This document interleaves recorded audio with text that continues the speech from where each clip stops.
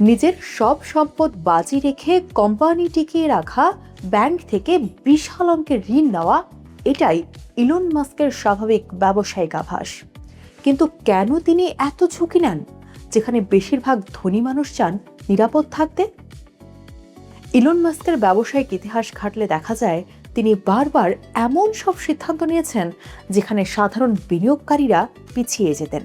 2008 সালে যখন টেসলা আর space x দুটোই দেউলিয়া হওয়ার কিনারে ছিল, তখন মাস্ক নিজের প্রায় সব ব্যক্তিগত সম্পদ ঢেলে দিয়েছেন এই দুই কোম্পানিতে। এমনকি নিজের বাড়ি বিক্রি করারও প্রস্তুতি নিয়েছিলেন। এই ঝুঁকি নেওয়ার পেছনে আছে একটি নির্দিষ্ট আর্থিক কৌশল, যাকে বলা হয় লিভারেজ, অর্থাৎ ঋণ নিয়ে বিনিয়োগ করা সম্ভাব্য মুনাফা বাড়ানো। যেহেতু মাস্কের সম্পদের বেশিরভাগই শেয়ারের আকারে আটকে থাকে, তাই তিনি নগদ টাকার প্রয়োজনে শেয়ার বিক্রি না করে সেই শেয়ার জামানত রেখে ব্যাংক থেকে ঋণ নেন।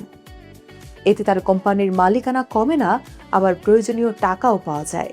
এই কৌশলের সবচেয়ে বড় ঝুঁকি হলো শেয়ারের দাম কমে গেলে ঋণদাতারা অতিরিক্ত জামানত চাইতে পারে, যাকে বলা হয় মার্জিন কল, আর তখন বাধ্য হয়ে শেয়ার বিক্রি করতে হতে পারে ক্ষতির মধ্যেই।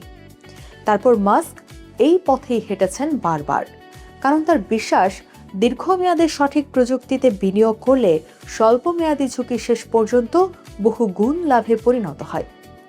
উদ্যোক্তা হিসেবে এই উচ্চ ঝুঁকি নেওয়ার মানসিকতাই তাকে আলাদা করেছে, কারণ যেখানে অন্যরা নিরাপদ মুনাফায় সন্তুষ্ট থাকেন, সেখানে তিনি বারবার সব বাজি ধরেছেন এমন প্রযুক্তিতে যার ফলাফল আগে থেকে নিশ্চিত ছিল না।